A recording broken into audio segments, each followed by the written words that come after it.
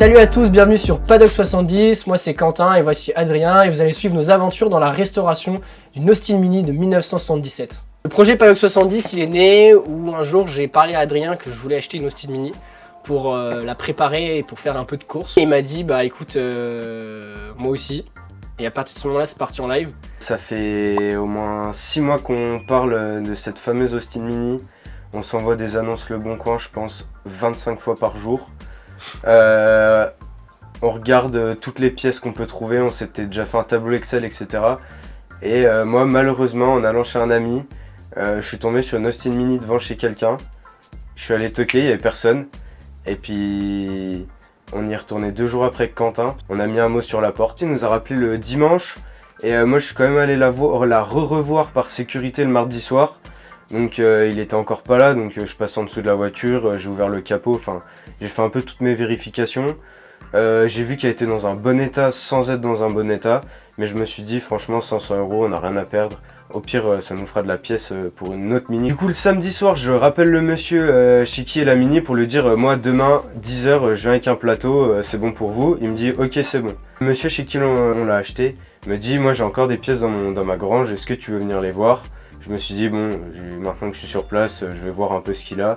Il a énormément de pièces, mais il y a 4 jantes en particulier qui m'ont intéressé.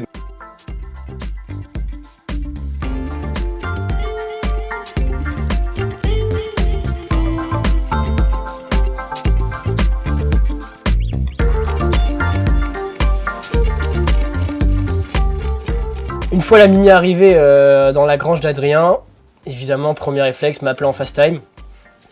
Je vois que la Mini, elle est fin belle, toute propre, bien posée. Là, on concrétise le projet, ça commence vraiment.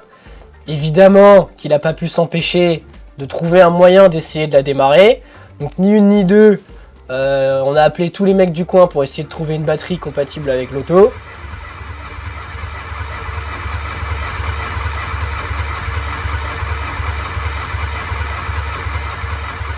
Après avoir essayé de la démarrer, en fait j'avais que 3 câbles qui vont de la bougie, enfin des bougies à la tête d'allumage.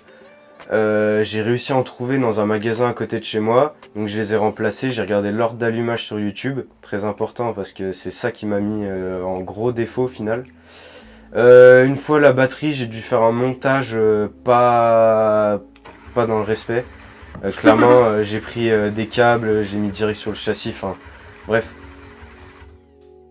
J'ai mis de l'essence avec dans une pipette et j'ai rempli le carbu comme ça parce que la pompe à essence était complètement morte. J'essaye de démarrer, rien. Ça tourne, je sais que ça tourne, je sais qu'il y a de l'allumage, mais que des énormes explosions dans l'admission et dans l'échappement. Donc là, au bout de 2 heures, franchement dégoûté, je me dis bon, elle tourne pas.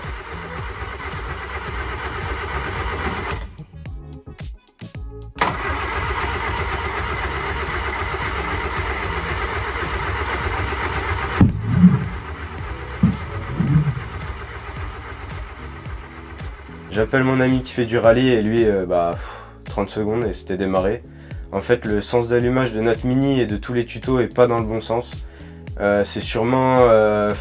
il y a sûrement un mauvais montage, mais bon. Ah ouais, tu le sens comme ça? Alors, on a dit...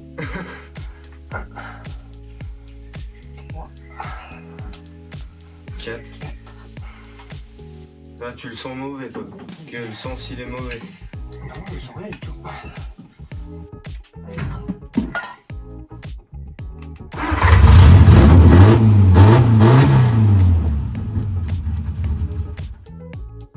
Bonne soirée. Adrien. Bonne soirée.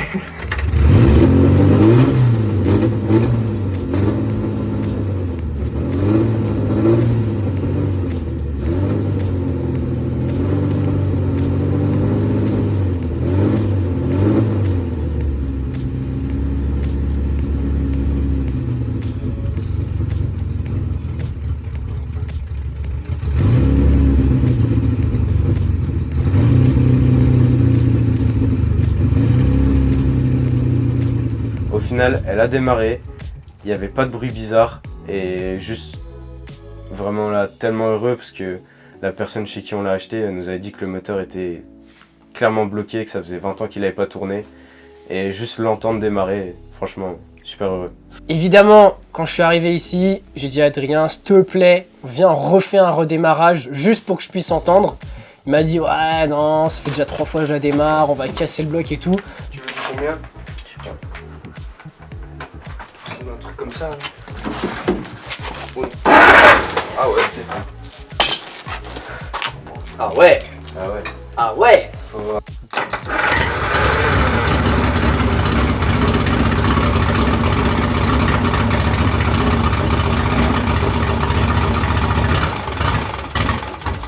Ah, tu vas direct, c'est excellent.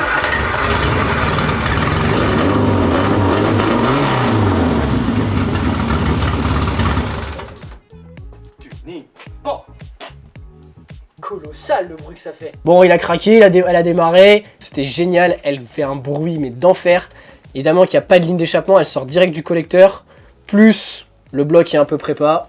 En fouillant, en parlant avec la personne chez qui on l'a acheté, parce que le bloc est clairement bien préparé. Donc nous c'est un 1000 cm3, 998 pour les puristes, avec une culasse de 1300 cm3, des pistons forgés, le vilebrequin allégé, équilibré, mais ça j'en suis pas persuadé, mais on verra plus tard. Des culbuteurs aussi plus gros, un arbre à cam, on sait pas encore c'est lequel. Donc il y a déjà une prépa dessus, pour nous c'est une bonne base. On sait pas si le moteur tient la pression d'huile, on sait pas grand chose. On sait juste qu'il démarre, qu'il fait pas de bruit bizarre, qu'il n'y a pas de limaille dans l'huile. Pour nous ça nous inquiète déjà beaucoup moins qu'avant.